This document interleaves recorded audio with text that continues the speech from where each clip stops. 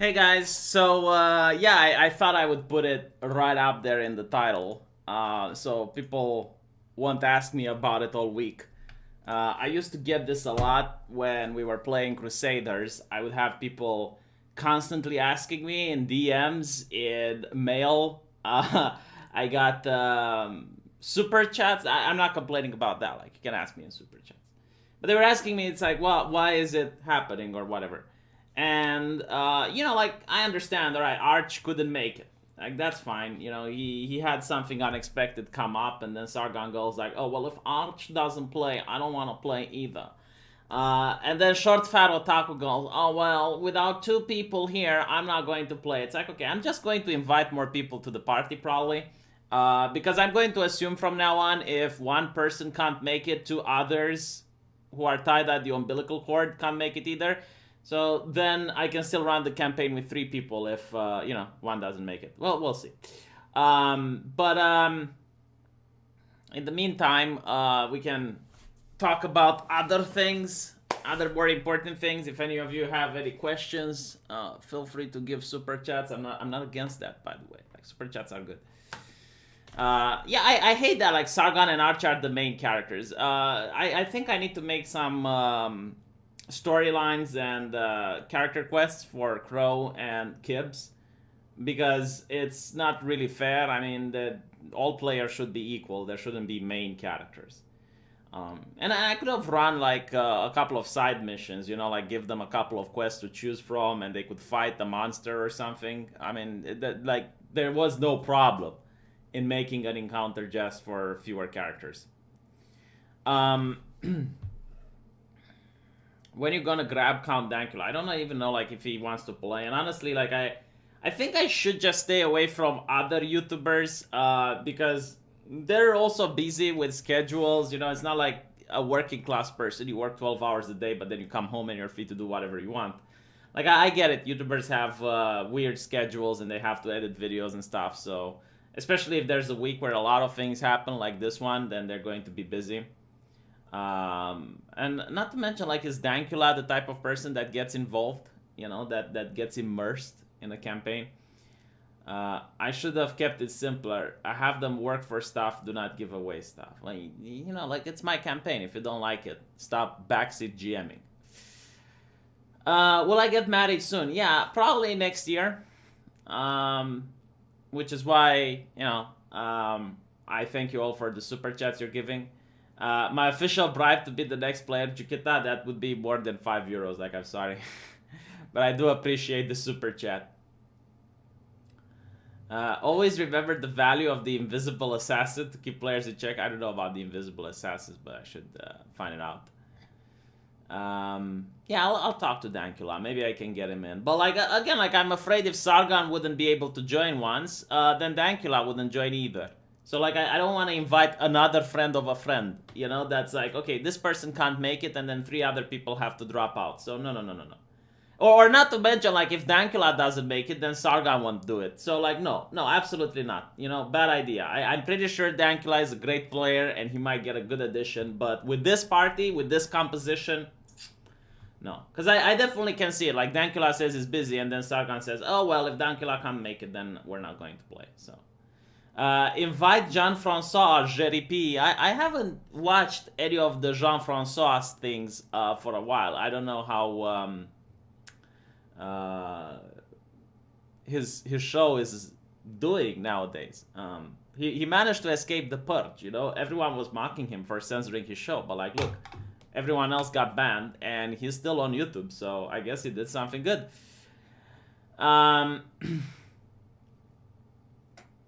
JF Jean-Francois would be based. I don't know. Invite Susan from YouTube. Man, I would love to play Dungeons and Dragons with Susan from YouTube. I think she'd make a very interesting player. Invite Styx Hexenhammer. I don't think he plays though.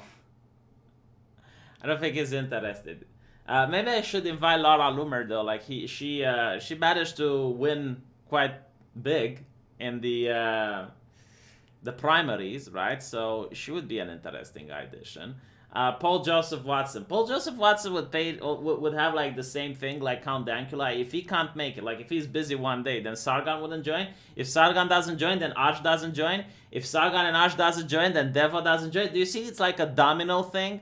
So if I were to invite someone, it would be some person that they don't know. That's how you need to make it.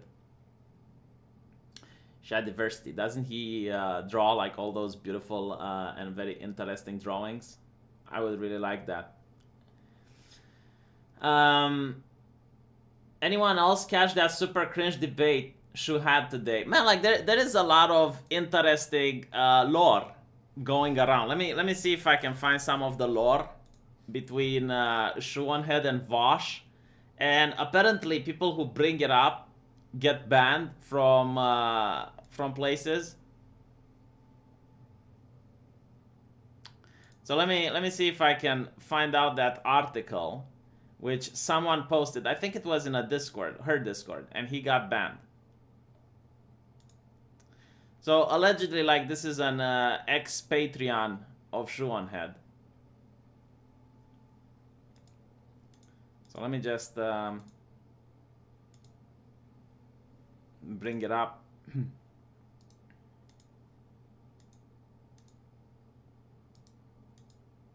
All right. So I don't know, like it's just an interesting gossip, you know. Let's create this little tabloid where we gossip about people. How about that? So apparently this guy is asking if Vosh and Shu are a thing. So this was on Reddit and he got banned for asking it. Like, I was blocked for asking. I tried asking this on the Twitter and was blocked by Shu after 4 years of being a fan and $20 plus Patreon. You know, like, I kind of get it in a way. It's like, you know, you're a Patreon of someone like Shu and you think you deserve not to be blocked. In reality, like, she probably doesn't know you're her Patreon, just pointing it out. Because, like, when you're like Shoonhead and you have like thousands or tens of thousands of Patreons, then it's very difficult to remember. I remember a lot of people who give me super chats. You know, like, I can't remember everyone, but I do remember like the biggest donors and the biggest people from Patreon and Subscribestar. Like, I know your names, I know who you are, and I also don't block people. But you just need to know that in the case of, you know, like someone like Shoonhead that has like thousands of Patreons, she probably blocked you without knowing you're a Patreon. That's my point. You know, she probably blocked you without knowing. So, but anyway, right? So here is the evidence why Vosh and Shu might be a thing. They've been friends for over a year. Shu's major shift leftward. I know she always been left, but it was never this radical. She's been on his channel twice, back when he was a complete nobody. Both times she was a jiggling mess. Same energy as her first stream with Skeptic. Why would a 1 million subscriber channel be so jiggly and nervous on a 30,000 subscriber channel? Before you say it's because she gets nervous on live streams, check out her live stream with the surfs. No jiggling or nerves. So apparently she's very giddy. She's very giddy when she's around Vosh. Now, I haven't seen it, but like, people are saying that, yeah. She called him cute and implied he was attractive. And even joked about wanting to see his dick. Never seen Shu horny post for anyone other than her ex, or jokingly simp for women on Twitter. It seems really out of character. Okay? Vosh is always defending her, and Shu is always defending him. It's so bad that Shu is known on the internet as Vosh's attack dog. He's always bringing her up on streams. One time randomly brought her up right after talking about sex. Is Shu here? Why would that even pop into his mind? They're always flirting on the Twitter. Vosh has teased her about being a sub many times. When someone asked Vosh about Shu, he spurred out and said, Shu and I are friends. And here are the most suspicious ones. Shu recently said she has a crush on an anarchist. I don't know how many other anarchists Shu knows. And days before Skeptic and Shu broke up, Vosh said Shu did something poggers, but would not say what it was. then had a painfully fake reaction to her and Skeptic's breakup on stream and started talking about having nothing to do with it, even though no one insisted that he did. So, you know, like, is this to be believed? Like, is this gentleman, because I don't follow neither of their channels that much, so I don't know. Yeah, Skeptic and Shu broke up. You know, they broke up a while ago. Abdi Muhammad, why are you giving me links to channels that would get me shut down from YouTube, you know? So it's an interesting question. Like, is this to be believed? This is what this gentleman say the truth, or is he making it up? Why did they break up? Well, it's a mystery. It's a mystery why they broke up. No one knows, really. You know, like, what's his name? Armored Skeptic is saying that it's not Shu's fault and people shouldn't bother her about it, and it was consensual, and there's no biggie, and it's for the best, and that's all we know. So, you know, I love how Armored Skeptic immediate. What? From what I've heard, Arch and Sargon specialize in ruining V's campaign, and I've been wanting to play a game of D&D as a player my entire life. They're not ruining the campaign, they're doing, you know, like... the only thing that annoys me is when they constantly pester me and I need to be more firm when they start bitching about the way I DM. And I'm going to actually have this conversation with them. Like, if you like the way I DM, that's fine. You know, if you don't like the way I DM, then we can play something else. You know, maybe one of you can make a campaign. But stop bitching and whining and complaining. So I'll have a talk with them about it. Weren't they married? I think, I don't think they were married. I think they got engaged, though. So they were at the fiancé level. So, I don't know. I have the opposite problem. I have too much D&D. I need to look at something else than D&D. I really don't like the system, to be honest. It's very empowering for the players in a way. I like Warhammer 40k more, or what is it? The old Warhammer RPG. Like, it's a lot better. You know, like, combats are a lot more gritty. There's a lot more danger when you go into combat, and in D&D is like, what, you take a rest and there you're fully healed up. Did you buy a house yet? Yes, I did, Mr. Angry. Thank you for the donations, and I think by November or December I'm going to be able to move in it, and then I have to buy furniture. But as long as I have a bed, a bathroom, and a kitchen, I should be able to move in it and start. I mean, technically, I didn't buy it. Like, it's in the process of buying. It's a lot more complicated to buy a house. Like, first you need to sign a contract where you give 10% down payment and you promise to buy the house, and that's what I'm at. But after that, I need to get like a response from the bank, and they have to accept my loan, and only after that will I be able to finally do the entire payment. The real problem with D&D is with players not being inside the story. I feel like Arch is inside the story, but Sargon is the type of player that presses escape on cutscenes. You know, like, he really doesn't know what's going on most of the time. He mistakes NPCs. The only thing is, like, he just wants combat. Like, he just wants flashy combat and shit. And that, like, that's okay. But I don't understand why he engages with the political aspect of the story then. It's like, just don't do politics and do combat.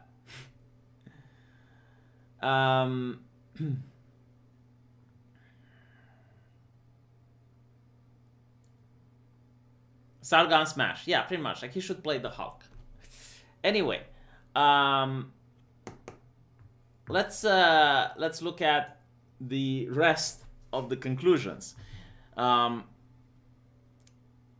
He's in a so apparently Vosh is in an open relationship and Shu is single. I don't want to fan the flames of drama, but I'm just curious if you see it too.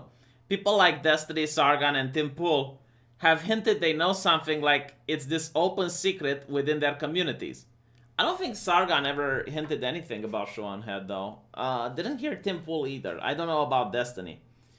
Every time it's brought up, people just dismiss it as men and women can be friends. But come on, I feel like I'm being gaslit. On the internet, maybe, like men and women can be friends. Like, especially if you're from a different state. Like, he's not going to fuck her through the monitor, So, I mean, maybe they have, like, this crush on the internet type of thing. So anyway, like, this guy, would I be mad? Kind of. She's light years ahead of Vash's league, and he's basically Antifa. Stop thinking like that. Stop thinking men are out of women's league. You don't know what a woman is attracted into. She can be attracted in his personality, and that's usually what women are attracted to. She can be attracted because maybe he's charismatic when he's not on a stream. Like, just because you think that she is out of your league doesn't mean that a guy that you think is uglier than you or is lesser than you, she will not find attractive. Okay? Just get that out of your head. That is just dumb thinking. That is high school level of thinking. You will see very attractive women going with unattractive men, and you will see very attractive men going with unattractive women. Like, it's you don't know the type of chemistry those people can have. But the problem is that he is Antifa. I don't think Vosh is Antifa. I think Vosh is a very staunch, thrifty capitalist. That's what I think he is. Like, he has found a way to make money. If his dream of communism would ever become a thing, and I don't care like what branch of communism he is into. It's like, oh, I'm not into National Socialism. I'm into democratic National Socialism. Or I'm into co-op national. So I don't give a fuck. It's communism is communism, right? Like, you're not going to get the one to decide where the revolution is going to go. Usually when the revolution starts is the person with the less morals, the less scruples that get to shoot other people in the back that ends up being the dictator, right? So just think, I don't care, okay? But Vosh is let's assume he's a communist. If communism ever came to America, he would not be able to do his job anymore, right? Like, they would call it a liberal profession. The state wouldn't own that profession, and by default, he would be out of a job. Like, again, I remember, and I know a lot of communists hate it when I talk about my country and what happened here, but like, everything that happened here is consistent with the ideology that came before it. It wasn't out of the ether. It was communism. And there was like this person of Roma ethnicity. I need to say it correctly, right? Because YouTube moderators and whatnot. So this person of Roma ethnicity, he loved to sing at weddings, and he was very good. He would make a lot of money by singing at weddings. And one day, he was wandering the street, and the cops found him. He was on the street during working hours. So the cops asked for papers. And they asked, like, why aren't you working? And he said, well, I am working, but like, I sing at weddings. They took him to the station, and they applied the correction. Applying a correction means beating the shit out of him, right? So they were angry because he was making more money than a worker from the factory makes in 3 months. By singing at a wedding, he was actually out earning what the communists consider to be decent working people. So they told him he is never allowed to go sing at a wedding, right? Because the state would have their own musicians that they would send at weddings. And now he had to work in a factory. The problem was the guy never went into a factory in his entire life. So he was being placed in this factory with my uncle, who was an engineer at the time. And he felt his life being miserable because he didn't know what to do there. Like, he knew nothing about factory. And he was actually, how should I say, getting in the way of other workers, right? Because, like, imagine if you, who are listening, would be put in a hospital right now. Like, you would get in the way of actual hospital staff, right? So, they would mock him, they would ridicule him, they would usually send him to buy paint or send him to clean the room or send him to make coffee. And that's why, one of the reasons why communism failed as an economy. Like, that guy was now being paid the wage, right? Like, he was being paid the wage as a factory worker, but the factory really didn't need him. Like, he was actually making things worse by being there. But, that was their war on liberal professions, as they call it. And there was like an entire underground mafia of liberal professions where people would risk their safety in order to make a buck by having a liberal profession. So one of them, for example, was some people would manage to go into the West and they would procure a VCR which didn't exist here in the country. Like, we didn't manufacture them. They didn't exist. And one of the reasons they didn't exist is because they didn't want people to have access to capitalist movies, right? Like Star Wars or some shit like that. You know, they didn't want to have access to art which wasn't approved by the socialist Romania. So people would have access to these VCRs, and then they would get like tapes. And they would have like a screening of an American movie, and they would charge a fee, and you would go to their house. They would pull the drapes. They would make sure that no one is watching. They would even put like a guy to stand outside of the house as a watch to see if anyone comes over there. They would put the sound almost to minimum, to the point where you couldn't even hear the movie. Most of the times they would play them with no sound whatsoever, and you just read the subtitles. And that was a liberal profession. So my point is, like, what Vosh is doing, you know, would not exist in a communist country. Like, there would not be a need for YouTubers. Like, YouTubers as a company would be owned by the state, and the state would just put propaganda there. And there would only be some authorized people that are allowed to do it.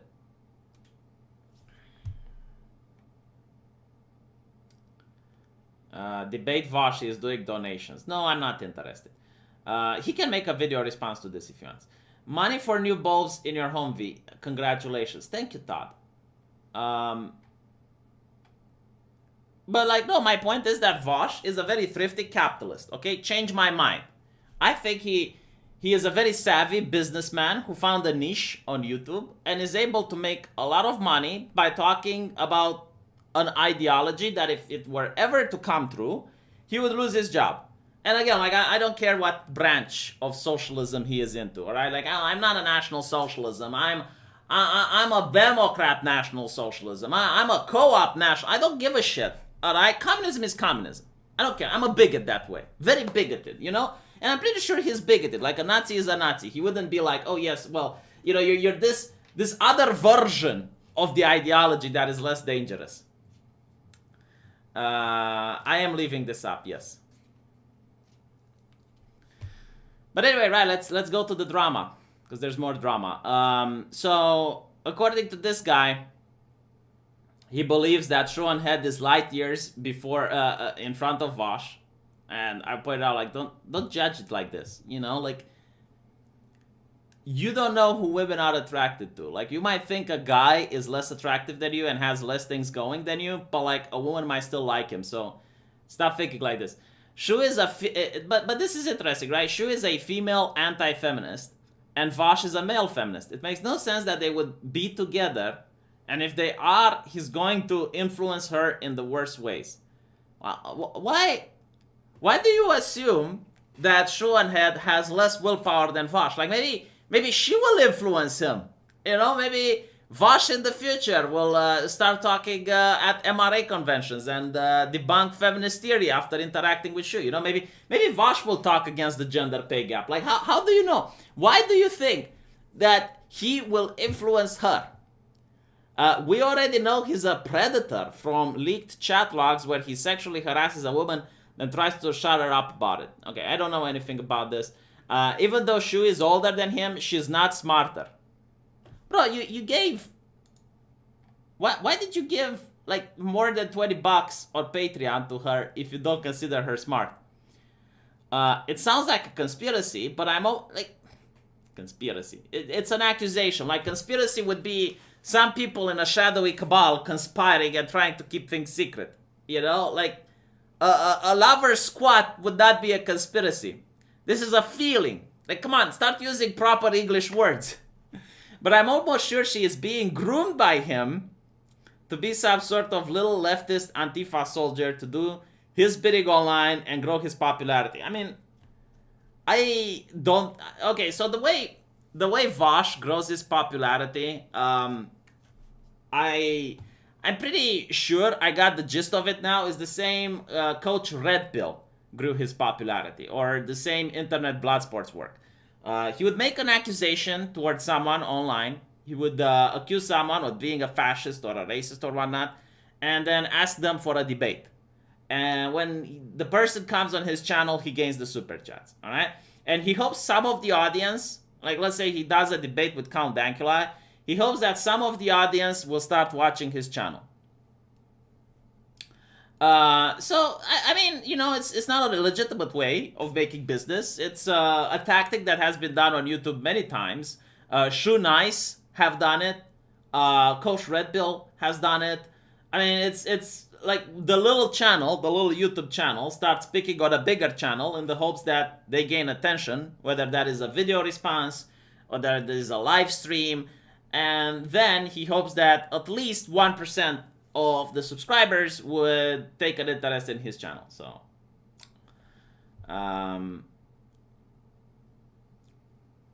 yeah, let's finish this up.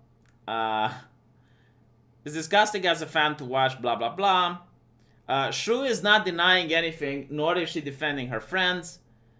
People are laughing at the skeptic community. Is there still a skeptic community? Being cockblocks and making fun of her old friends who are trying to intervene. It's like some fucked up Romeo and Juliet story. Only Juliet is going to be the one who suffers. Hold on, in Romeo and Juliet, they both suffered, didn't they? I mean, didn't Juliet drank the poison? If they're not together yet, it's 100% obvious she likes him, which is just as bad, and we should consider stepping in as a community before anything happens. Jesus fucking Christ, man. You know they're two mature adults. Like, what the fuck? Okay, let's say that Shuanhead has her Kuchi boys after Vosh. Alright? Like, what do you think the community can do then? Like, how can the community step in order to prevent that from happening? Like, is the community going to be like a condom? Like, how is this going to go? What I most likely think, it's like, okay, so if I don't know if this guy is true or not, but if it's true, and let's say Shuanhead actually gets on with Vosh, I would find it the most hilarious thing of 2020, you know. But like, that's just gossip. That's just tabloid. It's not something that I would spend more than 20 minutes talking about. However, I do think that this guy is a simp. Like, I think, you know, he donated money to this woman, not because he likes the content, but because he probably has dreams about her. Like, I am willing to believe that this gentleman, at least once, if not more, when he shook hands with the president, his mind went to Shuanhead. You know, like, maybe there was that moment where he would pause the video at a certain angle, you know, at a certain second or time frame, where he would find something appealing, and then he did unspeakable things to his body. That's my opinion on this gentleman. And when Shu blocked him, he took that as an insult. Like, he thought that, okay, well, I donated more than $20 to her, I shouldn't be blocked. Which, to be honest, you know, I get it.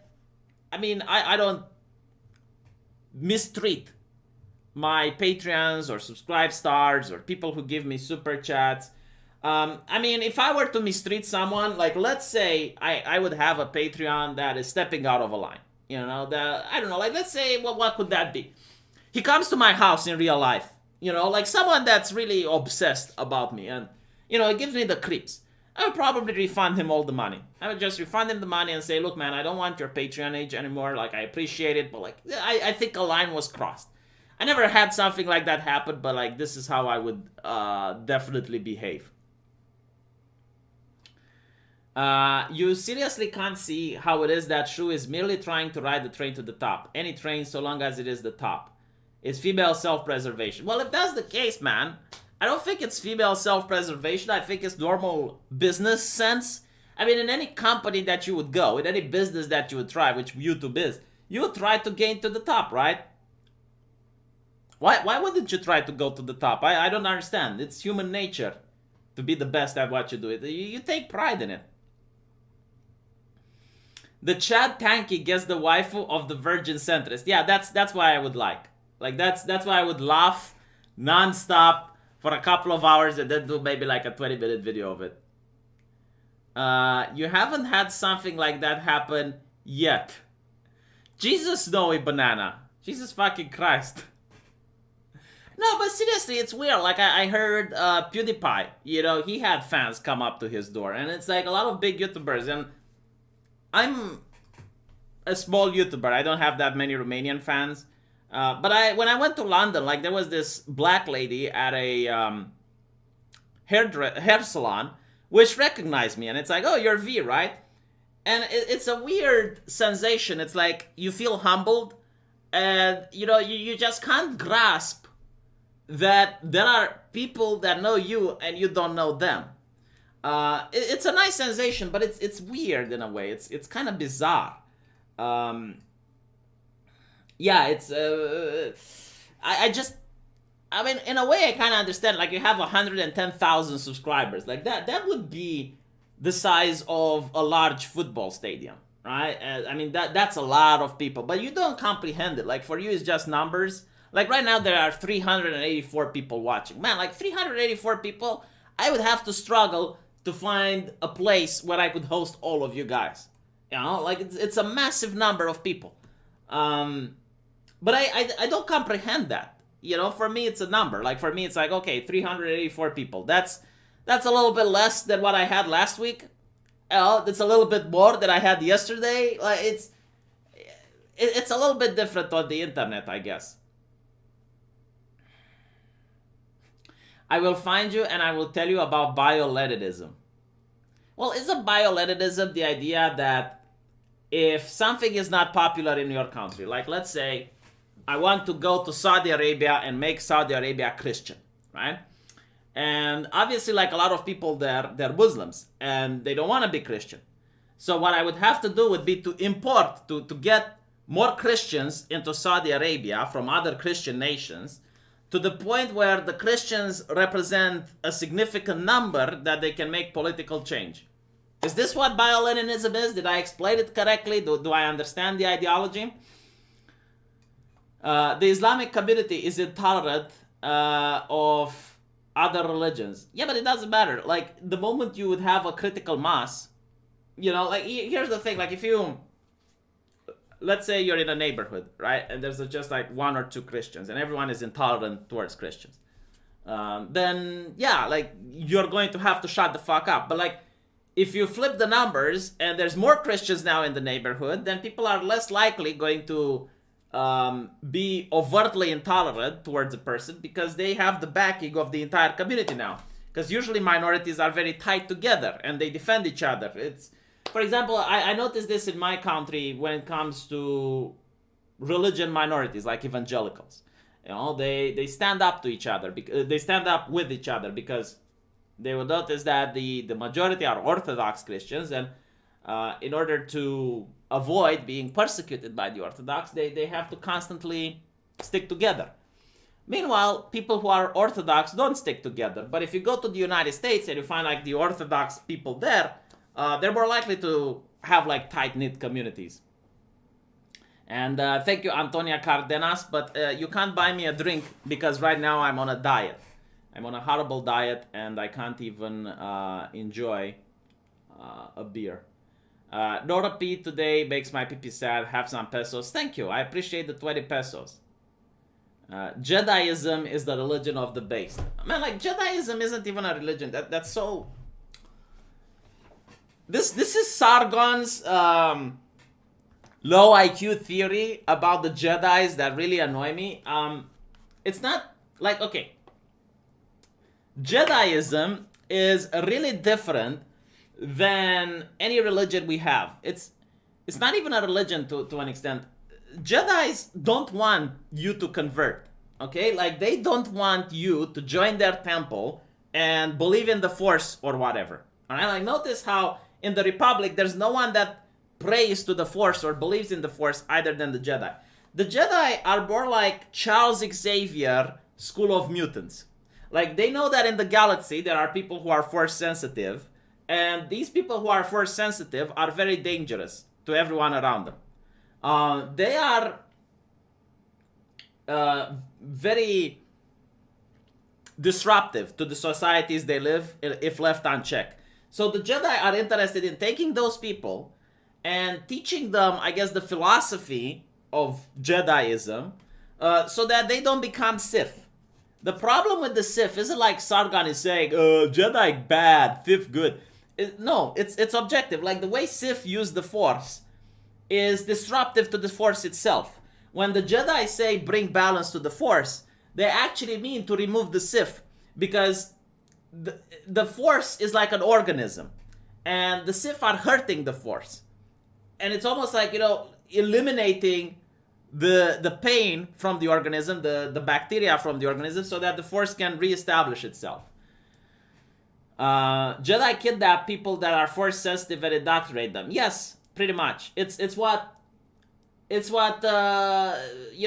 similar to what Xavier's School of Mutants is doing. And the thing with the Sith is like, why are they bad, right?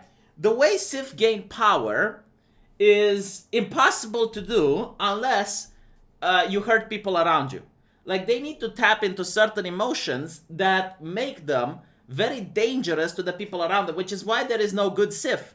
The way they unleash their passions upon the world causes them to want to be at the very top. They don't care if they murder people or destroy entire planets just to gain more power. The dark side, the way it's described, is very addictive. And not only do you hurt the Force, but there are consequences when you use the dark side. Like, you get to notice your body, having yellow eyes, or eventually you get scars and you get like really bizarre mutations and stuff. So yeah, I mean, that's why I don't consider the Jedi to be a religion, because they don't want to convert average people, right? Like, not everyone can join. In fact, even Force sensitive people like Anakin, right? Like, when they see Anakin, they reject him. They say, no, we're not going to train him. So they automatically like reject Anakin as a candidate. What religion or cult would do that, though? Like, what religion or cult would say, oh yeah, here's a really good follower for your cult, but we're going to reject you? The real life Jedi religion is real. Yeah, I know there is mental retardation, but like, again, I don't know. Like, when you think about the religion, there are three things that I think people are persuaded to it. One thing, which is very important, is the philosophy of the religion itself, right? Like, do you like the philosophy? Do you find it appealing in a philosophical sense? The second thing is the community. Like, even if you like the philosophy and it's a great religion, but if the community are acting like dicks, chances are you're not going to want to be with them, right? But the opposite is also true. Even if the philosophy is meh, but the community is really nice and welcoming, and you can get a lot of friends and relations out of that, there's a lot of people that are willing to go. And the third thing is the architecture. Like, how do you view the churches? How do you view the mosques? How do you view the temples? Beautiful architecture. And I think like all of these three things are able to persuade someone, which is an atheist or is seeking a different religion, to join, in order to go there. Now, in the case of the Jedi as a religion, Jediism or whatever, it could be that the community is enough in order to convince people to join it, whether or not they believe in the Force. And you also have like this idea of Satanism, right? Like the Church of Satan. It's an official organization, if I'm not mistaken. And the people there join not because they worship Satan, but they join because they like the community, and they want to. I guess they wanted to fight against Christianity, which they view was oppressive. And I remember, like, during the Bush era, there were a lot of things that religious people were allowed, and they would be like, okay, well, like, you're not allowed to discriminate him because he's religious. And then they would be like, well, okay, well, in that case, we are also religious. We worship Satan. So this obviously explains why social justice is like a religion then, because the way it works is alluring people to who don't know better. Well, here's something that I want to talk about on my live stream tomorrow. On my channel tomorrow. And it's all white people are racist, right? And it's this carefully chosen picture that even includes a baby, right? So they want to say that, yes, even babies are racist. And within it, you're going to see that the person saying it is that racism is genetic. All right, like that's according to her. Like, you are racist. There's no denying it. If you deny it, you're a problem. All right. So I'm thinking, like, why do some people really buy into this? Like, what is it for you? What do you gain? And I think it's because the lack of Christianity. In Christianity, you have the original sin, right? Like, you can't be a good person unless you constantly seek redemption, you dedicate your entire life to Christ, you do all of these things in order to prostrate yourself with the hope that you're going to get into heaven. So I looked at the history, and you look at, for example, George Orwell's interpretation of Mein Kampf. And he did a very interesting interpretation. He pointed out how a lot of ideologies, they promise people welfare, they promise people free stuff, they promise that they will improve the life of people. And then you have Hitler that promises people hardship, struggle, and death. And a lot of people flock into it. And I think that there might be a type of person, a type of individual who likes to go for the struggle. Like, it's kind of weird when you think like that, but there are people that like to go to the suffering. If given the choice, they want to suffer. And like, let me show you an example of what I mean. Give me a second.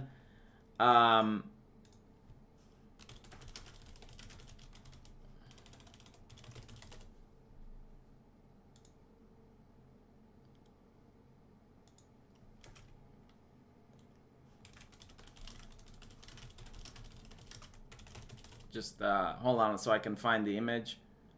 I think I got it. Like, look here. Like, this is what I'm talking about, right? So I'm talking like these types of people, who enjoy this. Like, they absolutely enjoy this. They want this, right? And look, okay, and you have to wonder, like, why are they doing this? And I think it's what they need in their life. Like, they want to feel that they're evil, and they need to work in order to, I guess, abolish their evilness. Like, they want to dedicate their life to a higher cause, to some greater good that they want to feel like they're a little part of. But in order for that to happen, they have to admit, because like, it's a nice story. It's a story that have been said from time immemorial, when you have the redemption arc. Like, you have someone that did something very evil, but then realizes that he did wrong, and then he dedicates his entire life to undo the wrong, and he dies a hero. He starts as a villain and then dies a hero. And there are people who like that. Like, that is very appealing to them. That is something that they genuinely love. And that's why you have, these interesting people. There is more to life than eating, sleeping, and coming, V. Some people want a greater purpose to sacrifice for. Well, like Tactical Droid, my purpose in life is my family. I want to provide a house for my loved one. I want to have 2 kids, and I want to raise them properly and see how they manage to gain into positions of power, and then I can die happy. Like, that is my purpose in life. Is that okay with you, Tactical Droid? Is that something that's okay? Like, I'm not going to look at the grand picture in life. Like, I suppose, like, when people want to change ideologies and the way people think, then you need a lot of money to do it. Like, you need to be a billionaire. You need to be someone like George Soros that funds NGOs and supports causes and hires activists. Like, that's how you actually get shit done. But, like, I don't have that much money. I don't have an army of activists. I blame Kibbs for this. Hashtag blame Kibbs. Hashtag clap Kibbs chicks. I managed to pronounce it. Get ready, V. The Turks are coming. Oh, no. That's not good. Like, the Turks actually have really good relations with Romania. Like, throughout the history, Romania has dealt with many nations. One of the worst was Russia. But every time we dealt with the Turks, they upheld their agreements. Every single time. the only problem with the Ottomans was that they didn't have this Western thinking. You know, like here you have Kelly Miller already raging in the chat. If Vosh listens to this, he will rage as well. Let me tell you what I mean, okay, by Western thinking.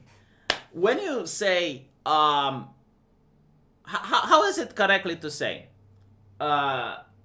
King John's England or John of England? Or King John of England, right? Like, King John's England or England's of King John.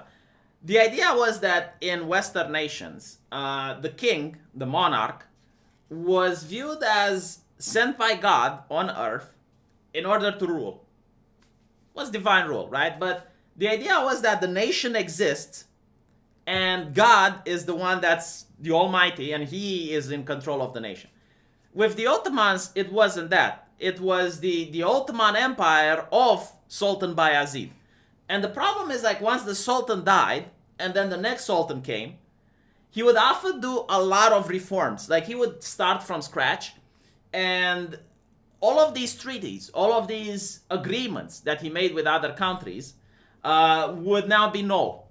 Like, it would happen constantly. Like, one Sultan would die, and then you have, like, his sons fighting for gaining control of the throne. And you'd have, like, other smaller countries backing one son or another. And if you happen to back the wrong horse, well, then the one that managed to get the ruler would punish you. So, yeah.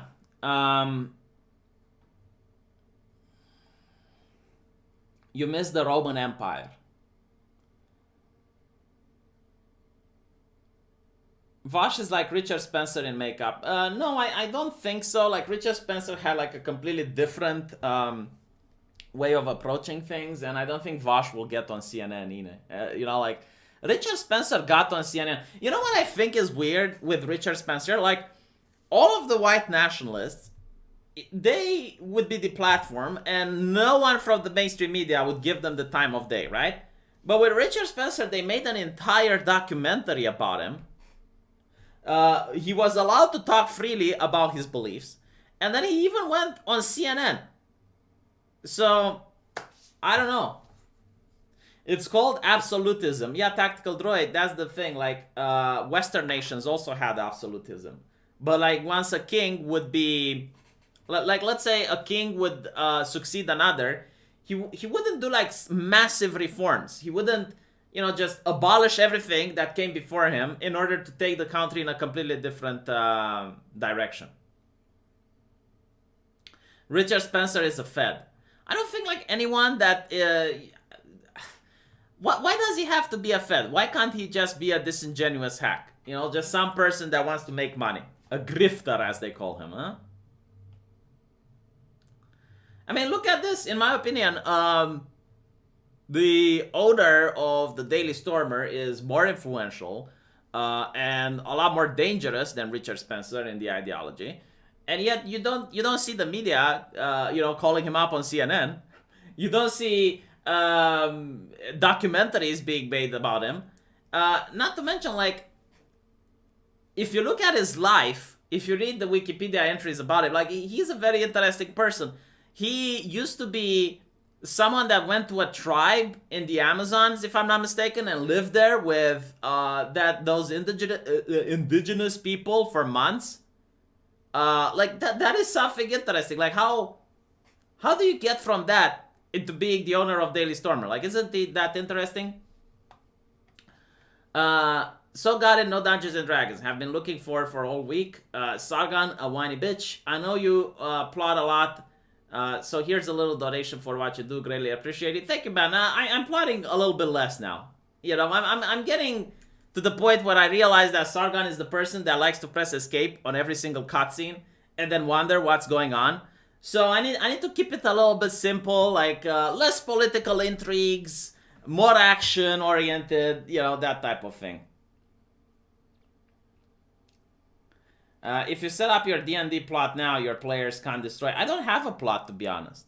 But I know, like, the general things that are going to happen. I do plan, like, major events. You know, like when factions are going to destroy to declare war to one another, and if the players don't do anything to stop it, then it will happen. Like that event will trigger regardless, like what the players are, regardless where the players are on the map. But yeah, I mean, I thought you said it was Arch that didn't care about the story. No, I think he cares more than Sargon. The campaign has been fun. Well, it's still going. Like, I'm not canceling it. A 2 exact plot would be railroading. An inexact plot would be chaos. Well, I mean, the way I do it, it's like I have factions with their own interests, and all characters have ambitions that they want. And, you know, like, if the players are intervening, then things can change accordingly. So, like, if the players will take down one of the factions, then obviously things would have to change. But that's pretty much how I do it. Is the villain based on Megamind? No, the villain is based on a society that I would look at as a mixture of communism and capitalism. So you would have large collectives of people that share everything amongst them. You know, like they share their wealth, they share their houses, they share everything. And outside of those collectives, there's just unrestrained brutal capitalism, and everyone is trying to take advantage of one another. So if you want compassion and understanding, you look towards the collective. Outside of the collective is just people trying to manipulate you and find a way to make a buck off of you.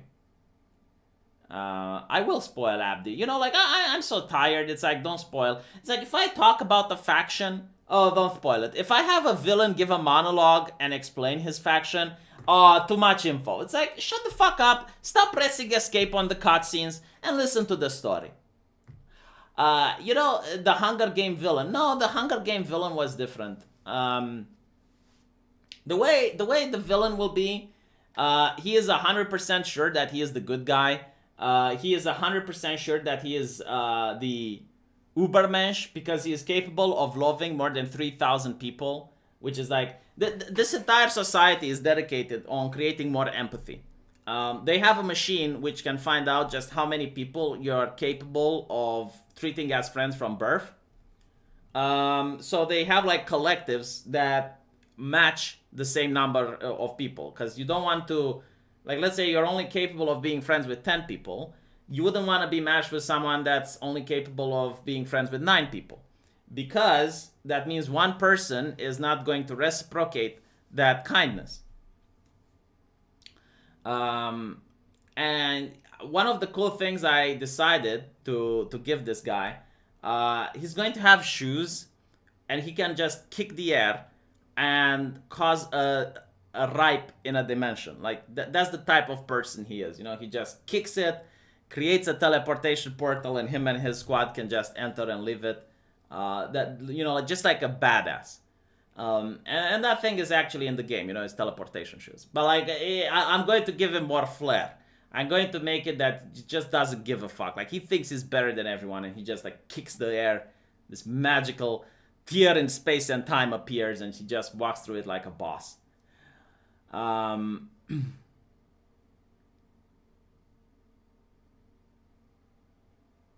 All I get is that your D&D world is a place where there is an evil mist that nobody knows where it came from. Well, see, that's what happens when you press escape on the cutscene.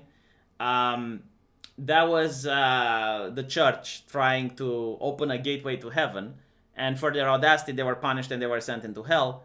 And the mist are the spirits of the damned that try to take possession of anyone that goes in there. Like, they just need a body, they need a physical manifestation to end their suffering. So if you go in the mist, that's why you get possessed. What is your view on the issues with modern America and American culture? I view that there are right now, you know, as they say, you can either be an American or you can be a Democrat. There is no way to find reconciliation at this point between the progressives and the patriots. Like, there's no way. Like, they don't even speak the same language. You know, even the word racism is different between them. So you have two factions that are going to want power. So there has to be a conclusion to this. Like, there has to be an epilogue. And Hopefully, it's not going to be a violent one. Maybe if like people get there are different ways like this could end. Like you can either have one side being crushed in an election, or it can end up like it happened with the Masons. So, from my understanding, the Masons in the United States were these group of people that knew each other and had a certain code, and they lived according to certain rules. But they managed to get into a lot of positions of power. So at the top of every company, you'd have a Mason. In the media, you'd have Masons. You'd have Masons in politics and government. And they managed to have like a lot of power, the same way the woke people have today. And what happened was that at one point, a journalist talked about exposing the Masons. And he ended up dead. He ended up shot. And that was like when people had enough. Because you need to understand, when you would go to get a job and another Mason was there, and even though you are more qualified, the Mason got the job and not you, that pissed people off. When something bad would happen in the country and it would look like, who's in power? The Masons. That pissed people off. When you wanted to get a promotion and you were in line with a colleague that was a Mason and he gets the promotion, that pissed people off. So what ends up happening is that a lot of people were pissed off. There was a lot of resentment towards them. And then you have like this case where the journalist promises to expose them and it didn't work. And that's when people had enough and they went against the Masons. And they didn't go violently. What they did was like they stopped hiring Masons. They stopped promoting Masons. They would get Masons fired. They would get Masons out of a job. There was like this incredible backlash. And other corporations and entities would also fight in order to do a Mason purge. I mean, that is like very similar, I guess, to McCarthyism, if you want. And maybe that's a possibility of what will happen. It's pretty much like what the woke people do against non-woke right now. Like a woke person in a position of power is not going to promote people that aren't woke, right? Like if they look at your Twitter and you are like J.K. Rowling saying, "Oh, I don't believe that men can have a uterus," they're not going to hire that guy because they know that guy might be a right-winger. So they only want to hire other woke people. They only want to promote other woke people, right? So it's the same thing, really.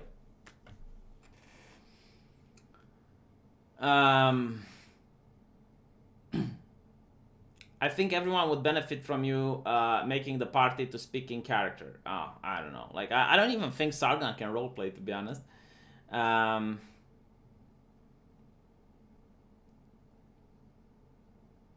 Stewart is I'm a mod on this channel. I plug Vosh because it's the right thing to do. You are so full of it. Well, I don't know. Do you plug my channel and Vosh's channel, Kelly? Is it the right thing to do to plug me in Vosh's channel? Neither can Ash. No, Ash can roleplay like I see in his Dungeons and Dragons. I like the villain. His ideology is a combination between Nazbol and neocameralism. Basically, the Nick Landuber. Yeah, like he views himself as the good guy. Like he views himself that he is in hell and he is enslaving people in order to make bullets, ammo, like all sorts of things needed to fight the demonic forces. And he views himself like, okay, if he takes a peasant from a village, which he only produces for himself and the family and a little for the market. And if he takes that peasant and puts him in a factory and lobotomizes the peasant, well, now that peasant can produce for tens of thousands of people. He views it that he helped that peasant reach his ultimate potential. Like he managed to get that peasant to aspire to something greater. And now the peasant is also protected from the demonic forces. So he views himself as the good guy in this. Like he doesn't understand, like why someone that is only capable of loving 20 people would be higher than him on a social scale. It's really like the taking of empathy to an extreme, taking love and empathy, which are supposed to be good human emotions, taking them to such an extreme where they become bad things.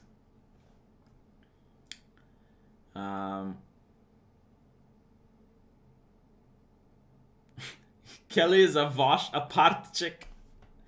Well, you know what, Kelly? When Vash is going to censor you, when he's going to ban or mute you, you can still come in my chat and talk. Like people like Kelly, they're like the people that run away from California now, go to red states and vote blue. Like that's exactly how I would picture her. She's the type of person that flees a third world country, goes into a first world nation, and the first thing they do is to do activism for the same politics and the same ideology which caused the country to be bad in the first place.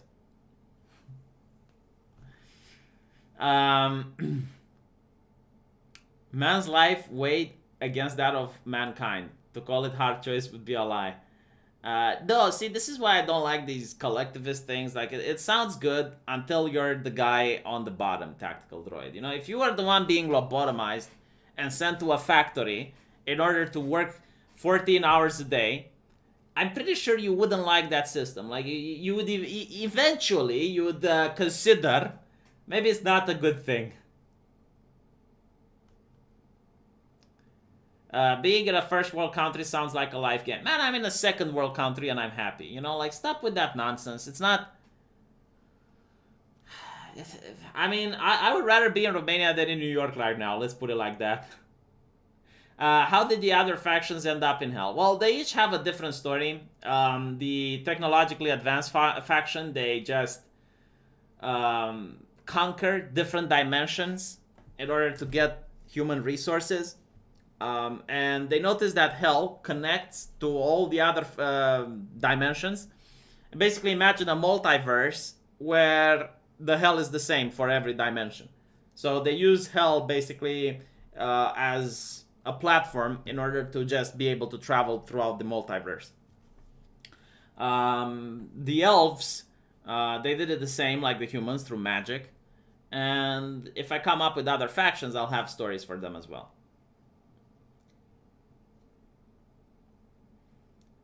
Still enjoying Arch's lack of what is this good deeds. I told Arch, it's like, look, I'm not here to do philosophy, alright?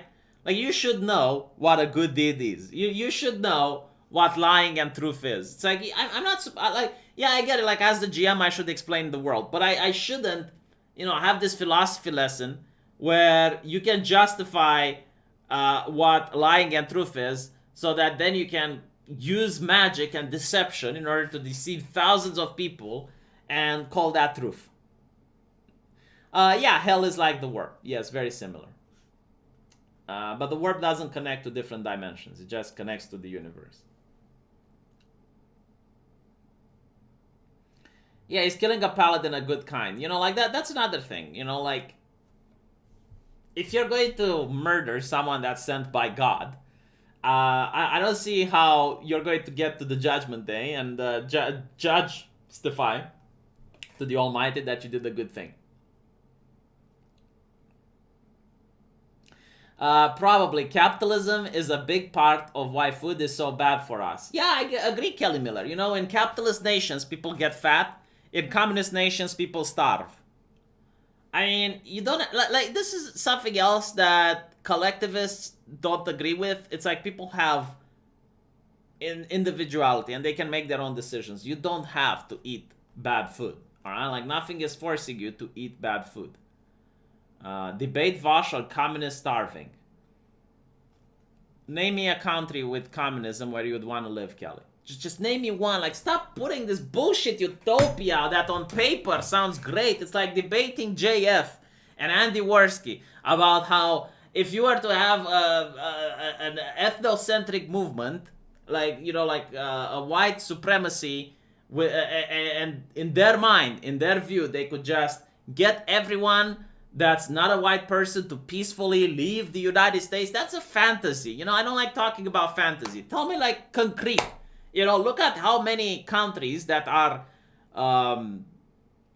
that have gone through a communist revolution, and A, actually got communism, B, actually got anything that the revolution promised, and C, it's a place where people from around the world like to go towards. It's like where people wanna travel. It's like, yes, when I want to go, North Korea. North Korea is the place of heart. Or the Soviet Union under the Iron Curtain. I would like communist Romania under Ceausescu back just to torment a couple of libertine millennials. Yeah, I mean, there's a lot of people that haven't experienced communism, and I guess like they only heard stories about their from their fathers and their grandparents, and you know they forget to mention some details. You know, they forget to mention how abortion was banned, and because of that we have a hepatitis crisis. Right, like it was a hepatitis epidemic in the country, which is directly tied to the banning of abortion. You had cold, harsh winters with no electricity. You had cold, harsh winters with no hot water. People were forced out of their homes. You know, they don't mention these things.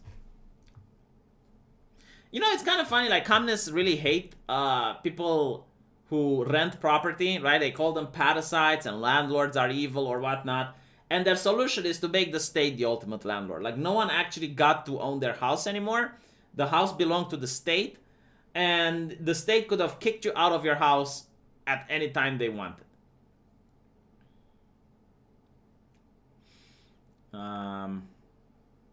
Uterus is a means of production, yeah. Serafina is a reasoned cult leader waiting to spill out and destroy everything. I don't trust her. Well, at least Tactical Droid actually follows the story and is realizing predictions and stuff. How will the mayor get revenge from the party for humiliating him in front of the city? I don't know. I mean, he could just send 100 knights into the church and say, well, you guys said that we're at war and you are our most valuable asset, so I just want to make sure that we can protect you. Like we need to protect you better. We need to make sure that you're not in any danger from demons. Communism could only work in a post-scarcity society like Star Trek. No, I think human nature is what makes people not want to be equal. Like, here's like the best example, okay? Let's say everyone is equal, but you happen to like a woman. You happen to like Kelly Miller. You know, you looked at Kelly Miller one day, you know, the way she's talking, the way she's behaving, the way her cheeks show into her avatar. And you're like, my God, I want this woman. I want Kelly Miller in my house to love until we both grow gray hair.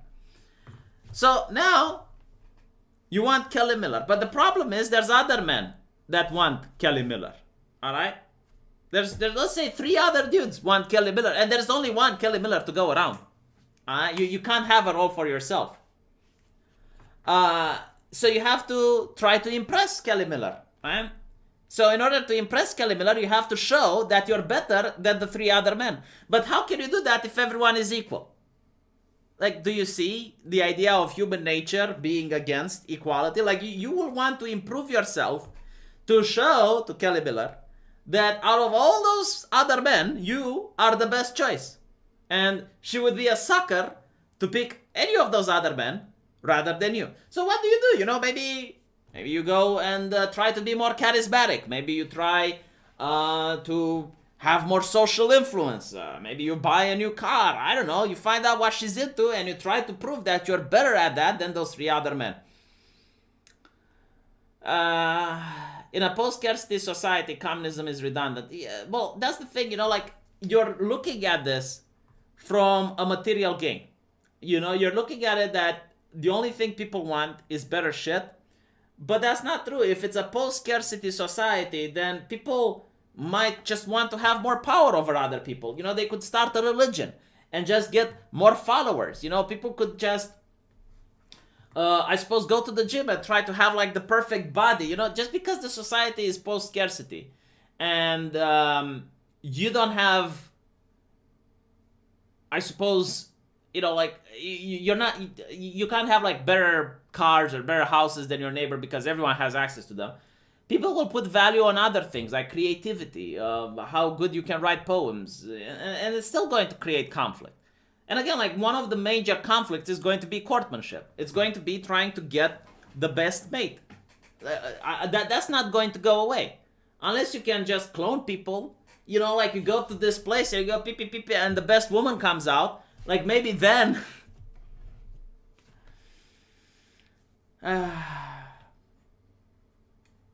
Even in a hypothetical communist society, some people would try to be better communists.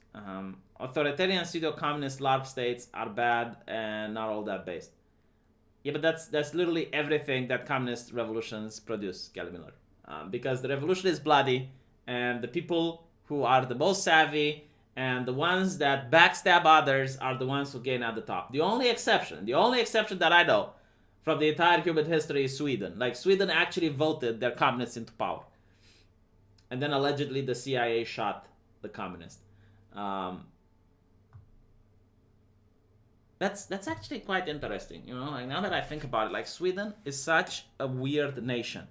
If they're not far right and they're not doing eugenics and castrating people, you know, a lot of people think eugenics came from the Nazis. Like, yeah, the Nazis did it, but it was done by other countries before them, Sweden.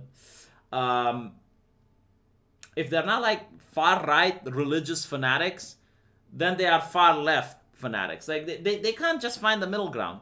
You know, they can't just be in the center. You forgot droid or robots, female or companionship. You know, but even then, like, I still think it would be a better price, like price as in not money or financial, but like value. Yeah, that's what I'm looking for. There would be more value to actual human beings because they would be a finite resource, you know. So if you manage to have an actual human rather than a robot as a companion, you'd have more value in society. So, like, you know, the thing with post-scarcity is that, yeah, people value things that are scarce. So even in a post-scarcity society, like, you'd have just as much money as you want, as much goods as you want, then the value would have to go to actual human beings. Because they would have the scarcity, you know, like, you would not have another person that's identical than the person that you like.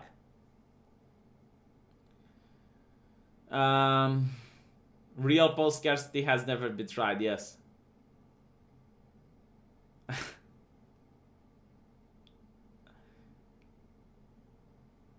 Kelly, why do you keep telling me to debate Vosh? Why don't you debate me?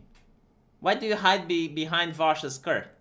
Like, why don't you be a woman? Like, suck up, Kelly, debate me, brah. Post-scarcity society would be a nihilistic shithole. Eldar downfall would occur. Probably, yeah, like that's why the Eldar had the downfall, right? Like, they went into these orgies and into these hedonistic cults. And it has to be, because, like, when you have everything, you have to find some pursuits, you know, you have to fill your time with something. If I failed, I would have to do a net harm. Like, I'm not going to debate someone that thinks Count Dankula is a white supremacist. You know, like, I'm sorry. And I already did debate Vosh. I was on the Drunken Peasants podcast. But, like, I'm not interested in debating someone that is intentionally saying things about people that aren't true and they know they're not true, just to have, like, this rhetorical game, and I'm not interested in that. I used to do it with IBS, you know, with the far right. I used to do it for a year, and then I realized that there's nothing to gain. It's not really a debate. It's like two teams. Your team will think you won. The other team will think they won. I mean, I looked when I debated Jake, right, with Sargon of Akkad and the other guy, forgot his name, damn it, Jingler, I think, Jangles. Sorry if I mispronounced. Not my intention. But, like, it's the same thing. You know, they thought that they BTFO'd us. Our people thought that we BTFO'd them. And not to mention, like, it's like, study, show me a study. It's like, do you think that on a live stream, all right, when it's a live debate, you're going to actually, you know, pick up a study or something? Like, when you look at television and you see Thomas Sowell debating some left-leaning person, do they go like, study, do you have a study? Show me a study, like, study, produce it. Can you produce a study? No, you can't, therefore I'm right. If you want that, you know, like, make video responses, because a video response allows you to look for studies. Like, I have an entire day to look for studies. assuming that studies are the way where we get the highest point of knowledge. I mean, there's a study that shows all white people are racist. I mean, there was a study in the USSR that said plants can do socialism and you don't need fertilizer in order to grow them, and they called them Lysenkoism. Okay. Do you think blood sports will ever come back? Not with YouTube's terms of service. Not to mention, why I wouldn't debate Vosh? It's because of the terms of service. If you debate some far leftist, he can go all out and say, oh yes, nations shouldn't have borders. America is the most evil thing on the planet Earth. He could go really far out there and say, yeah, Netflix having kids in drag is perfectly fine. And then you say something like, well, I don't think men can have uteruses. Or you say an offensive word and then it's like, oh, Carlos Maza is on your ass. Terms of service violation. I don't want that. If we can do it in a real life where it's not YouTube and we don't have terms of service violation and we can actually have an honest conversation and talk about whatever we want, sure, absolutely. Probably not even then, actually, because that could be recorded and used on social media. So, no, why should I give myself? It's not, why should I go to the Inquisition and talk with them about religion? Why should I go to the Inquisition and talk if I really believe in Jesus Christ or not? And then the Inquisition goes, it's like, what do you think of the devil? Do you think the devil is handsome? And I could be like, yeah, I think the devil is handsome in order to be able to persuade people, right? He must look beautiful. I mean, he was an angel. Devil worshipper. Lock him up. If the TOS were in 2014, absolutely, I would debate Vosh every single day. And I told this to the people in the far right as well, because they were engaging in the same tactics. They would have you there and you would talk, and then you would say something, and they would be like, let's contact Patreon, let's contact this, let's contact that, TOS violation. In my country, we don't have TOS violations. Debate Sargon on the Jedi. Yeah, I think I could do that. But I would BTFO him.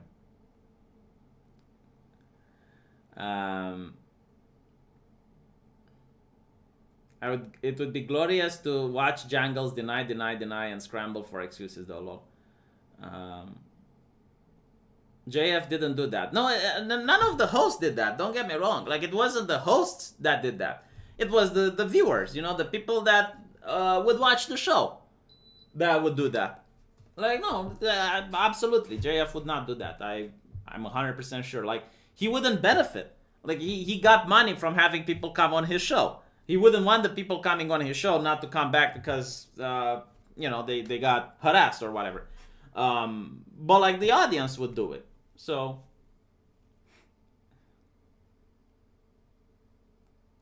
who would be your number one to debate?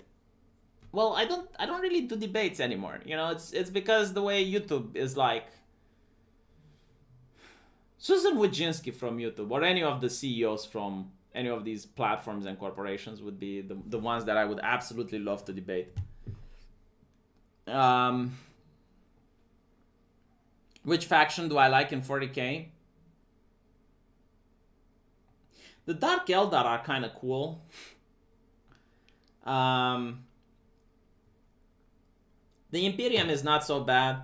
In a way, it's kind of annoying, because the Imperium gets so much attention that they have a lot of cool shit. The other factions aren't as elaborated as the Imperium.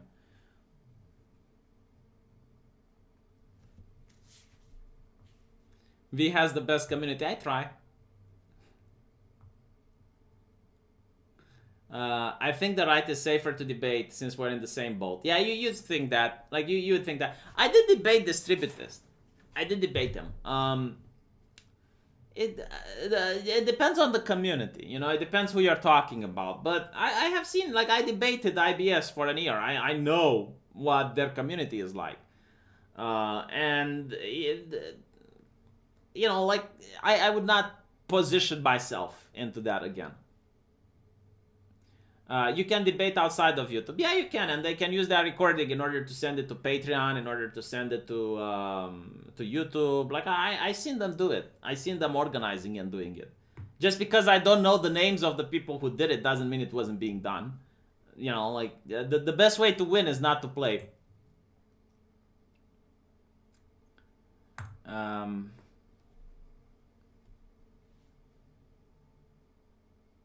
If you want me to answer more questions, feel free to super chat.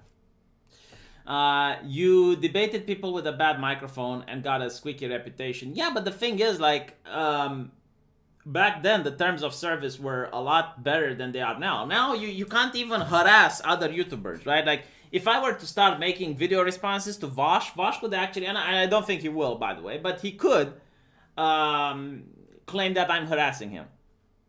You know, and it's not just Vosh, it's anyone. Like, they completely destroyed drama channels on YouTube.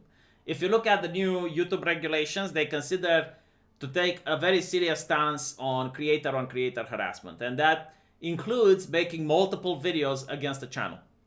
And that's very interesting, because it used to be like YouTube would actually have a response feature, if you guys remember that, if you're old enough.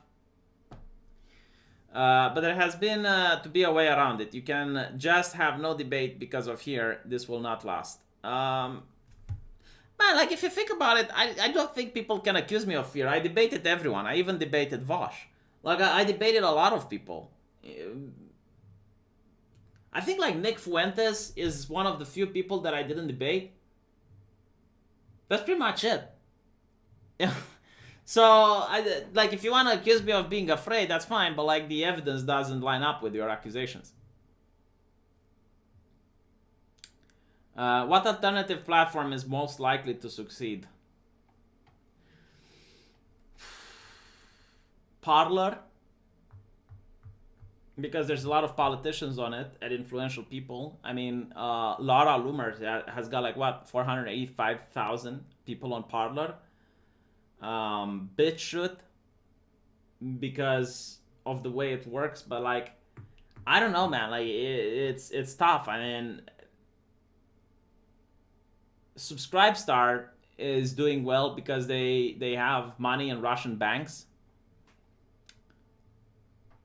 And that's pretty much it. I'm not accusing you of fearing it. I'm saying future debate cannot be denied because of fear. But, like, look, man, you know, people work really hard for their channels. Like, this channel of mine is not very large, but I like my community. I like doing what I do.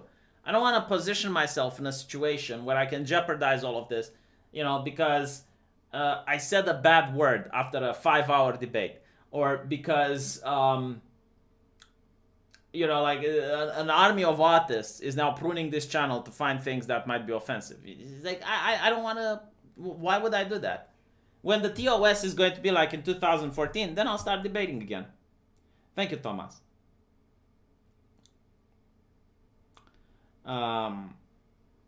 Yeah, I think Styx Hexenhammer is a really good person to listen to. Like, he does have.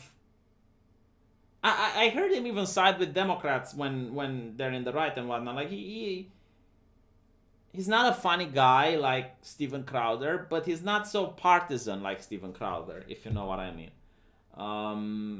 Steven Crowder is someone else that I enjoy. The Hodge twins, I really like listening to them. It's pretty much it. Like, I don't know, like, a lot of people that I listen to, either I don't find interesting anymore or they've been banned. I listen to Vosh. I even gave Vosh a super chat once. I'll probably not get any more super chats, huh? But it's just my mentality, you know. If I find something entertaining and I listen to it, I feel like I should contribute somehow. I mean, I gave super chats to Ethan Van Sciver. I gave super chats to Vosh. I think it's yeah boy Zach. Yeah, I gave more people. Like, if I'm watching a content and I find it interesting, then I might give a super chat. Tips or vid, is BitChute good for newbie views? BitChute, I think, might be the place that's going to grow really hard during these elections just because of the censorship. I mean, right now YouTube is going to censor information obtained from hacking. So regardless if the info is true or not, they will not allow people to make videos about it because it has been hacked. So pretty much they destroyed investigative journalism on YouTube. and I think all of these videos are now going to go on BitChute. And if there's going to be some important hacked information coming up, and a lot of people will talk about it, they're going to be directed to BitChute. It's kind of funny that this thing with, like no hacking also appeared the same day, if I'm not mistaken, when the New York Times got hacked. And they had some very interesting things there. But I can't talk about it because it's against the terms of service. According to YouTube, Epstein killed himself. That's not true. Let me show you something about Epstein killing himself, right? So you got... And I don't know why she didn't keep it up, but she was doing God's work here.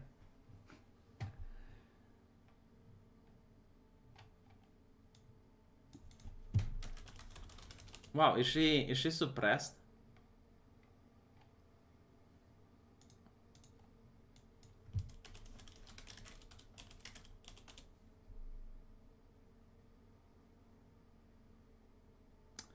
What's the name of that chick? Maybe I'm misspelling it. That chick from Fox News, which actually went into problems with Donald Trump.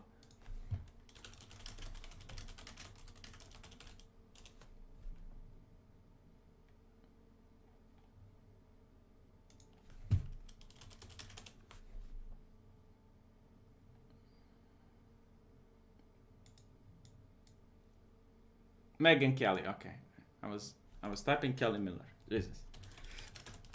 Right, so here's my point, right? Kelly Miller. Megyn Kelly. Megyn Kelly started a YouTube channel, right? She uploaded only 11 videos, and I don't know why she didn't upload more, because her videos are absolutely killing it. So look at this, 1 million views. The first thing she talks about is a woman that, oh no, this is the one, right? This is the first video. And she got a woman who used to work at ABC, and she got fired because of her doing, being accused of leaking a tape where an anchor says that she did an interview with Epstein, and she had Epstein on the tape, and there were victims willing to testify against him. And this was like 3 or 4 years ago. But the palace called in, and after that, the editors decided to not broadcast the interview. And lately, it was found out, and this lady was accused of being the one leaking the tape. Let me just show you the whole thing, because it's better if I just show you than if I say it, right? So look at this. With Virginia Roberts, we would not refuse to air it. I've had the story for 3 years. I've had this interview with Virginia Roberts. We would not put it on the air. First of all, I was told, who's Jeffrey Epstein? No one knows who that is. This is a stupid story. Then the palace found out that we had her whole allegations about Prince Andrew and threatened us a million different ways. We were so afraid we wouldn't be able to interview Kate and Will that also quashed the story. ABC News and Robach have since issued statements suggesting Robach's reporting at the time was not ready for air. And yeah, so because of this, it came out recently, and ABC fired this woman, accusing that she is the one that leaked this tape. Right? They didn't address anything about Epstein. They didn't address why it was taken down. They didn't address anything. But anyway, my point is that Kelly Miller, fucking hell, Megyn Kelly, Jesus. Megyn Kelly started a YouTube channel, and she's doing really well, right? She's getting 1.6 million views now, 1 million views. This is a lot of money that she's making. I don't know if it's monetized or not. But the point is, there are, famous people that are bringing their audience from cable if they make independent channels. Is Steven Crowder getting reminded? Just stop asking the same question over and over. Just give me a $2 super chat. Like Thomas did. I don't know, the thing with Crowder getting remonetized, you gotta understand, Joe Rogan also brought Alex Jones on his show, and YouTube allowed ads on it. I do think YouTube wants the money. Let's look at how much is Steven Crowder making. All right, let's just try and look at the numbers he's bringing in. He's got 4.66 million subscribers. That's a lot, man. That's a lot. Like, look how much money YouTube is losing. 1.3 million, 1.6 million, 2.2 million, 1.6 million per video. This is a lot of cash. And by the way, this is not because ads don't want to run on Steven Crowder, because YouTube can just, you know, talk to companies and be like, hey, do you want to run ads on this channel? Like, it's a right-wing channel. You know, like from a business standpoint, YouTube loses a lot of cash by demonetizing Steven Crowder. I mean, look at this. Look at these numbers. Holy hell. So yeah, I mean, I think they want to go with him. That's why I think they demonetized him. It's just good business. You need, like, here's the thing, like YouTube and all these social media companies want to maintain the illusion that this is a place where normal people go, right? Like you have right-wingers and you have left-wingers. They don't want to be viewed as they're cheerleading for the left. Like what Google wants is that when you go on a search engine and you search for something, they want you to believe that those are the popular search results, that you're getting what people are actually searching for. They don't want you to believe that this is what they want you to get. Like they have this fairness AI which tinkers with the algorithm. Oh my God, the chat has drained Kelly Miller. Why did you drain Kelly Miller? What did she do to you? Tip for music video. Are you winning, son? How can I energize you, Kelly? Do you want me to talk about socialism? Like, will that push energy into you? If I, with that channel energy? Huh? By the way, guys, like, do you remember the massive belly that I used to have? Huh? Like, do you remember? Like, apparently, I lost around 10 kilograms. Like, let me just, you know, get a little bit back and show you. Is this better? Do I look? I'm not sucking my belly in, by the way. Like, if I want to suck it, I suck it in. But like, no.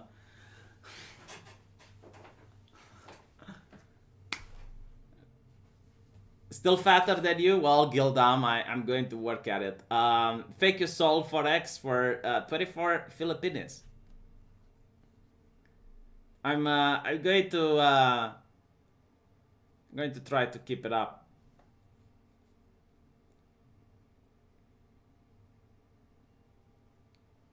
Thank you, Kelly. That's just like, no, it's not 1 week, it's 2 weeks. I'm not drinking Pepsi, which was the most difficult thing that I had to give up. Not to mention, Pepsi is attacking Tucker Carlson. I can't drink Pepsi anymore now. I found Steven Crowder thanks to the YouTube algorithm. Do they do that? Do they do that? Because when I know, like, when you look for Steven Crowder, they don't link it to his channel. Let's try it out.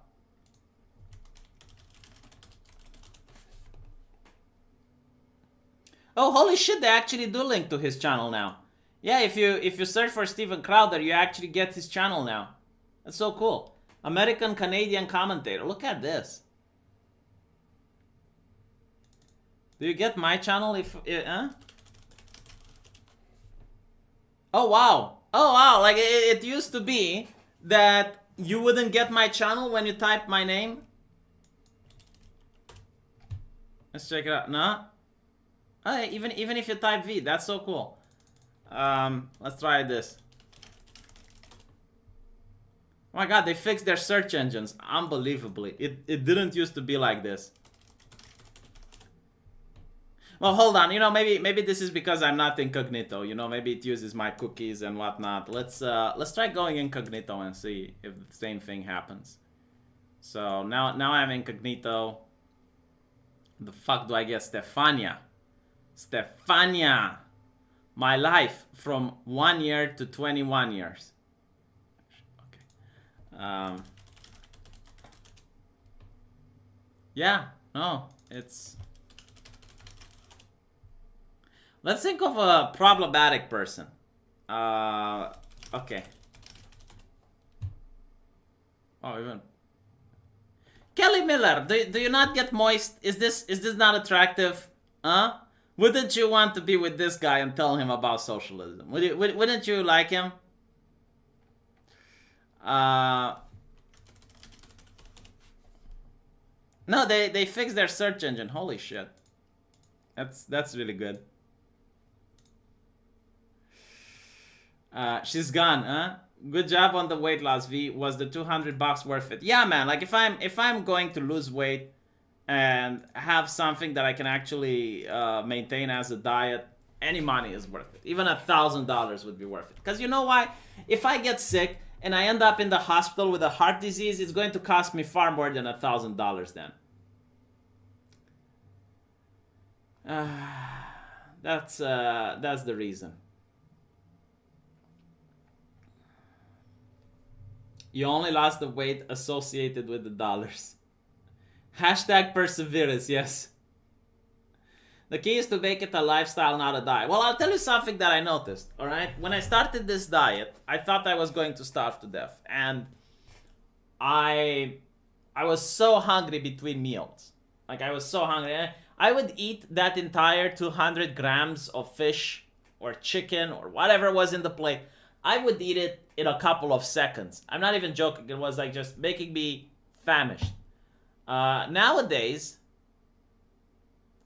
I drank a smoothie this morning, and then at lunch, I had some mushrooms with mamaliga, which is a Romanian thing. Doesn't matter. I had some mushrooms, right? And it was like 200 grams of mushrooms. I couldn't eat them. Like, I couldn't eat them. They were too much. Like, too much. It just filled me all the way up. What food did you have to cut? So, I didn't really have to cut anything. Let me show you how it's like. Let me see if I can bring it up so you can see.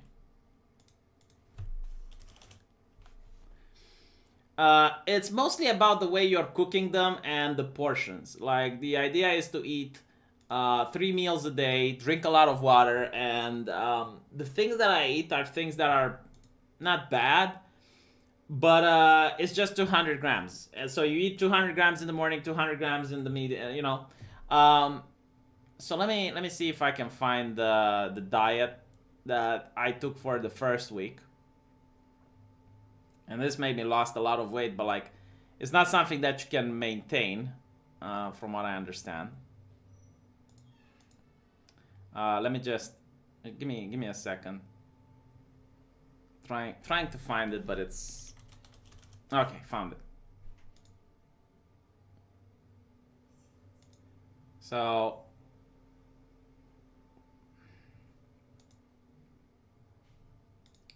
how can I print this? Let's download it like this, so I can close my email account. All right.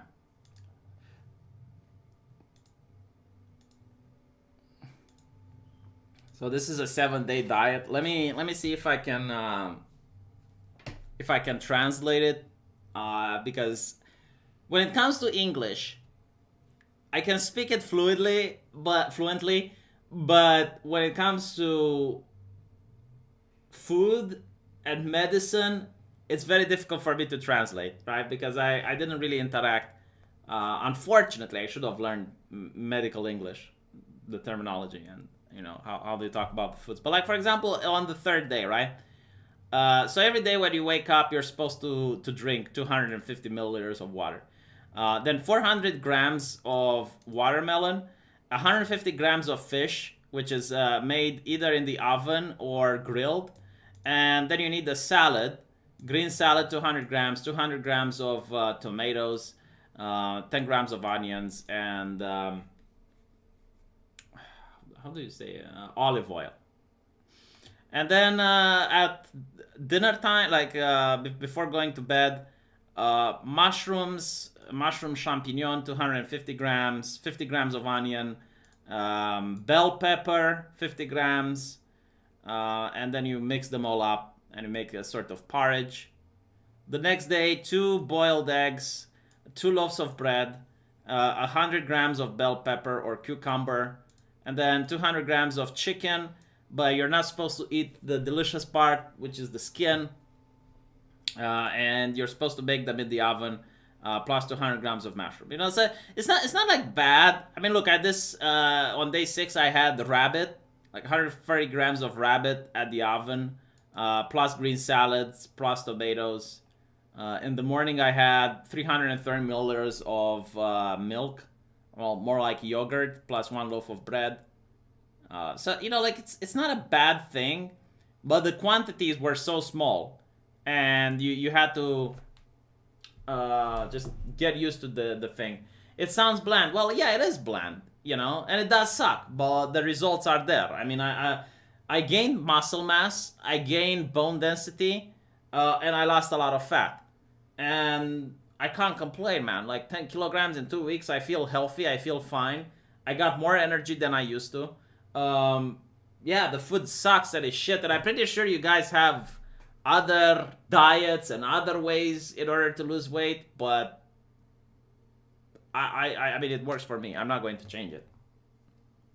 How do you know you gain bone density? So there's like this electronic device, and you sit on it, and it measures things. It measures your muscular mass. It measures your bone density. Let me see if I can find it. And I can't find it. I closed the thing. But yeah, so you know, all is good.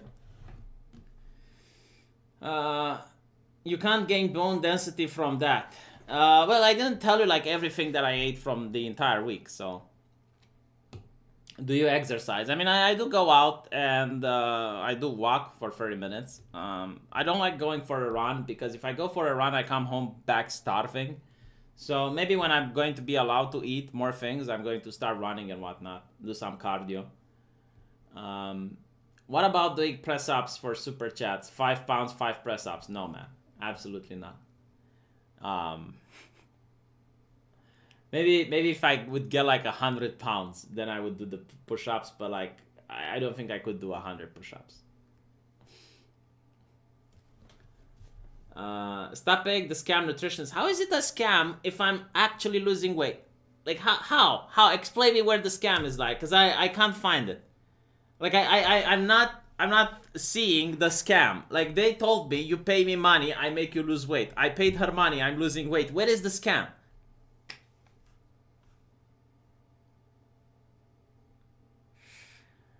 Oh my god. You find something a Romanian won't do for money. Yeah, pretty much. Scamming is paying people for doing their job. Yeah, actually, like literally that. Imagine refusing money to do sport. Well, no, because I know my limits.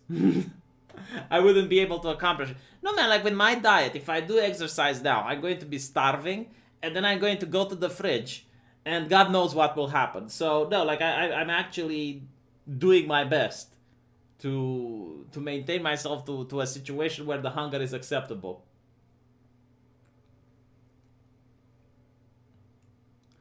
In the future, would you pay a trainer to exercise you?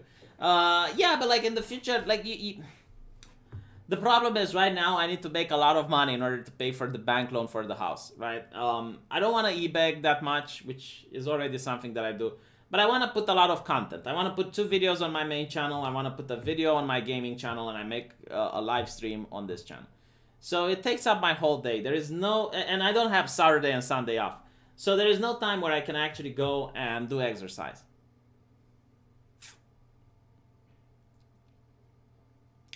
It's not the pain is a weakness. It's not the pain that I'm worried about. It's more of the hunger that comes afterwards. Do you recommend that diet to others? Yeah. The thing with the nutritionist is that it actually asks you like, what do you like to eat? I didn't like to eat any cheese or a lot of you know, lactose products, if you want to say it like that. So it made me a diet that's personal for me with things that I like to eat. You tell them like what you don't like, and that's the advantage. And it also takes into account like what type of person you are. If you do a lot of exercise at work, if you and it calculates the calories for everything so that you can actually maintain the diet. I'm not giving you 20. You do nutrition for cows. Alright, seems like the cat is now being unhappy. So I will end this here. Thank you guys for watching. I'm gonna upload some things tomorrow. By the way, what do you think about Lara Loomer winning the Republican thingy? I think it's absolutely hilarious. Why did she get banned to begin with? Why did she get banned to begin with? Because I know she's banned everywhere, even from Uber. So that's really weird. And if I'm not mistaken, isn't Laura Loomer like a neocon? Because I think she's a neocon, right? I mean, it's not like her politics are far out.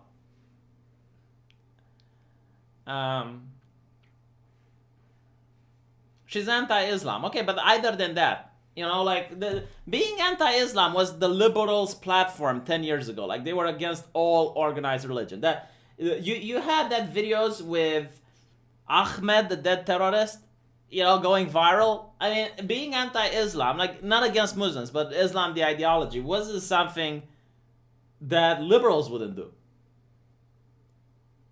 She's a grifter. Okay, I don't care. She's Jewish. I don't care. Just tell me what she did. Like, what exactly did she do in order to get banned from all the platforms? Because, from my opinion, like, she's quite milquetoast. You know, she's neocon adjacent. Yeah, that's what it is. She had spicy takes. Yeah, I think it's the activism, the thing that she did. She brought illegal immigrants to Nancy Pelosi house. Oh my god, how did that went? Like, how did that go? What did Nancy Pelosi say?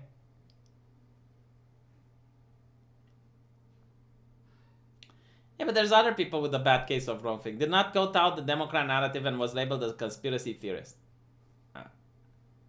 No, but I want to know what happened with bringing illegal immigrants to Nancy Pelosi house. Like, how did Nancy react?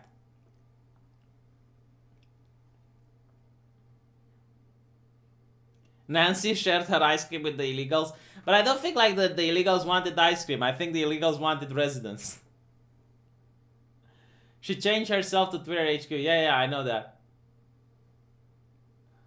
Reactionaries are the most oppressed minorities. Did Nancy call the cops? Get the fuck out. No, I don't believe this. No.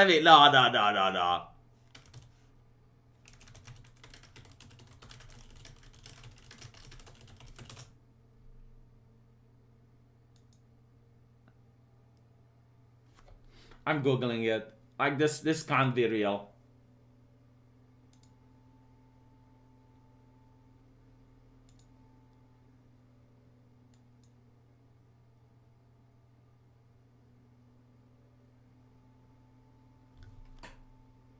Oh wow, look at this.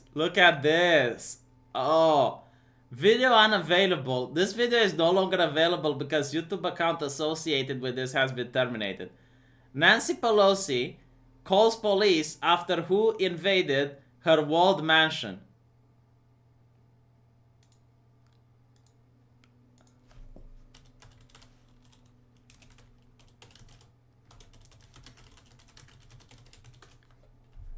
No, I need to look into this.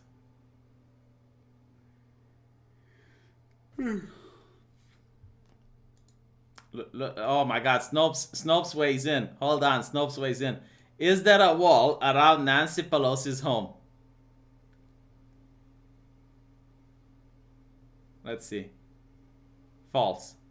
Delivered an 8-hour speech on the floor of the U.S. House of Representatives. Blah, blah, blah, blah, blah. Claimed that Pelosi House had a wall. The idea pushed by sides, blah, blah, blah, blah, is that the House minority leader is a hypocrite for advocating, blah, blah, blah. Nancy Pelosi really likes walls around. Setting aside the disparities between a border and a wall. Yeah, one marks private. They both mark properties. Around a piece of personal property. Yeah, and by the way, personal property, that's a thing communists use. You know, personal property. No one else makes the distinction between a personal and a private property. Private property is your personal property, right? And they use this in order to get the normies on board. Because it's like, oh no, we're going to leave your personal property alone. You know, your car, your computer, that's your personal property. The moment they gain power, they forget that distinction. everywhere and out throughout human history. This is Pelosi's house. Okay. Blah, blah, blah. Pelosi doesn't own it. Whatever, like, what about her real home? It's true that Pelosi lived in Pacific Heights, but we couldn't find much information about the house. We did, however, find a few photographs of Pelosi's red brick Mansei from a 2007 protest.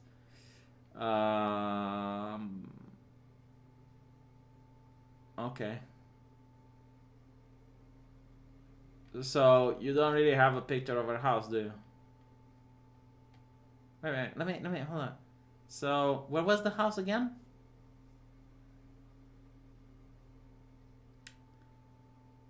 This isn't Pelosi house. The picture is 27 Pacific Heights. Okay. And then you say that she did live in Pacific Heights. Okay. It's not a wall, it's a fence, yes.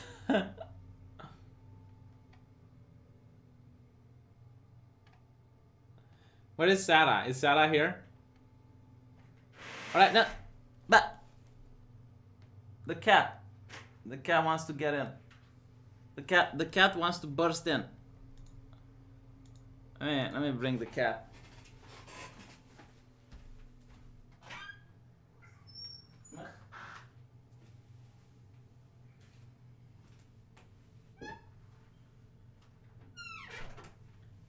The cat broke in.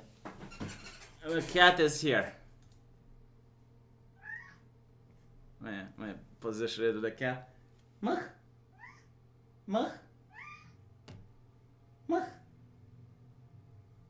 The cat got bored. The cat wants love. Look at the cat. Look at it. Let me see if I can.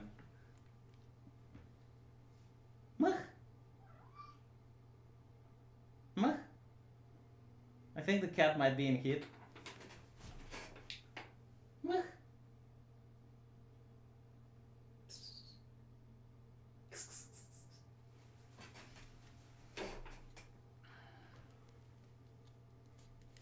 Should I big screen the cat?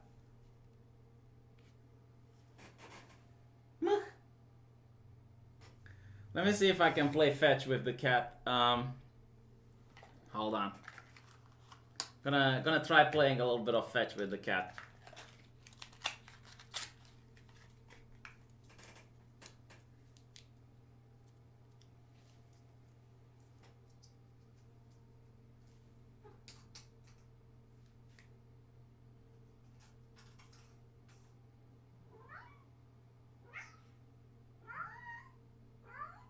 Uh-oh, the cat is trapped. Now the cat wants out. Cat, obey. Bring it to me, cat.